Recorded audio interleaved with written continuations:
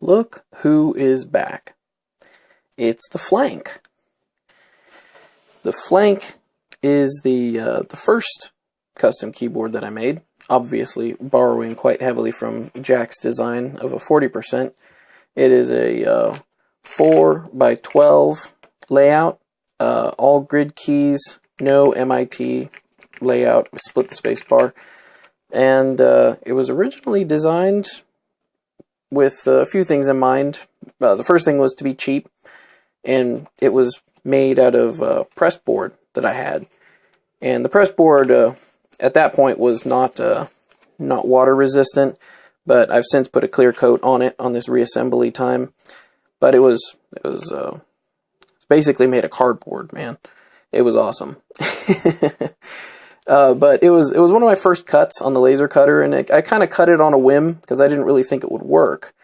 But it was able to take the key switches, and I had this plate cut with the squares, the switch holes, and then I had an AT101W, this guy down here, aka the Bigfoot, and that is those are where those keys come from, those caps, and where the switches come from.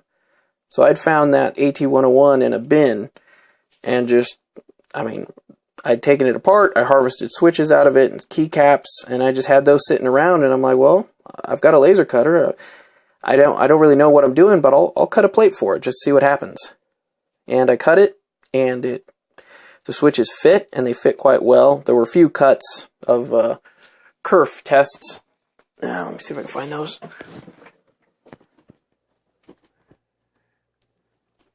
Yeah, I don't see them. Oh, there we are. Look at that. So that was different size switch holes being cut and then tested for use. But once I got the switch size down, I cut this plate and then just popped some switches in, see what happens. So surprisingly, they worked. And the hand wiring, which was a pain at the time because I didn't have near as much practice as I do now. I've got, gosh, probably about 50 hours in hand wiring now. I'm pretty quick. But at the time, it was very tedious, and it took a long time, but I got it, and everything fit. At that point, it did not have an acrylic center or acrylic spacer. It actually had hot glue. And I'll see if I can find pictures of that. The hot glue was just applied to the top of it, and then the bottom of it, and then I sandwiched them together, and then put hot glue around the rim. Oh man, it was so janky. I loved it. The hot glue, while I would have kept it on there, the acrylic spacer in the middle here makes a huge difference for rigidity. And I don't know if I've gone on about rigidity yet, but rigidity makes a huge difference.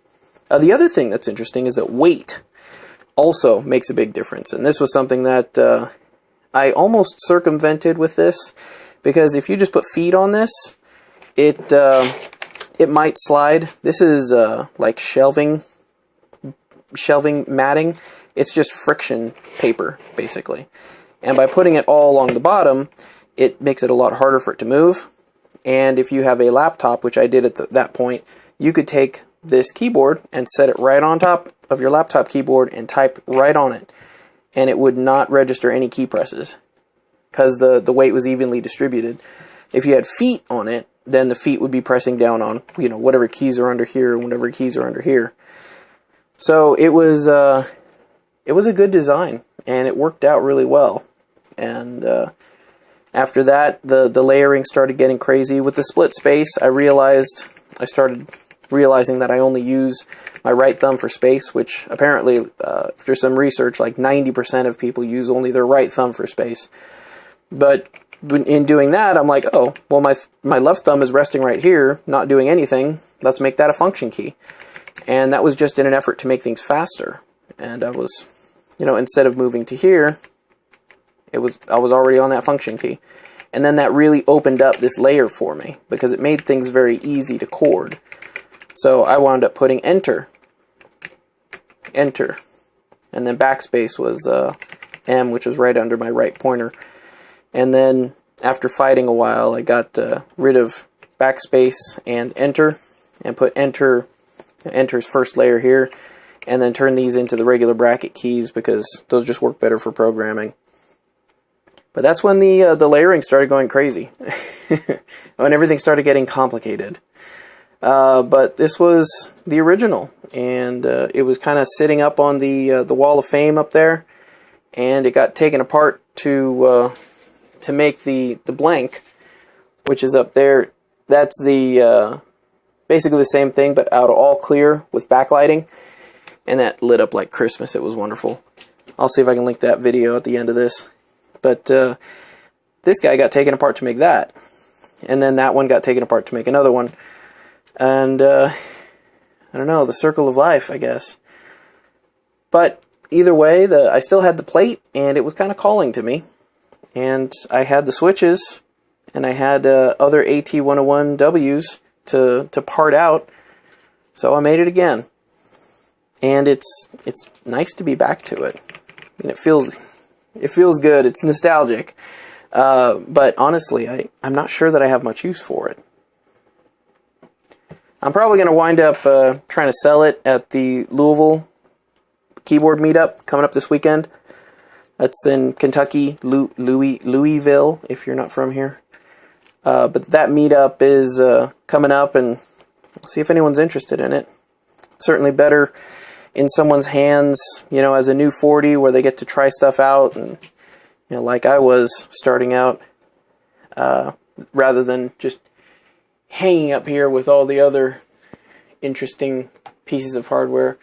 That guy's probably going to get sold soon. That's the Hex, and that one's a 60% size, 1U all around grid. That was pretty fun, but I can't do these straight boards anymore. I need my wrists angled because I'm spoiled. Look at that. Come a long way. I'd say the moves are for the better. Well, I just got this guy back together. I wanted to share a little bit of history on the Flanck, and show you that, you know, I put this together in about 3 hours because it took a little bit longer getting all the parts back together. But I mean, this is fun stuff, and it's easy to get into, especially when you have an old AT101W that you can just take apart. Sorry, that's it. I just feel like I'm rambling at this point. I just wanted to share this. That's it. Thanks.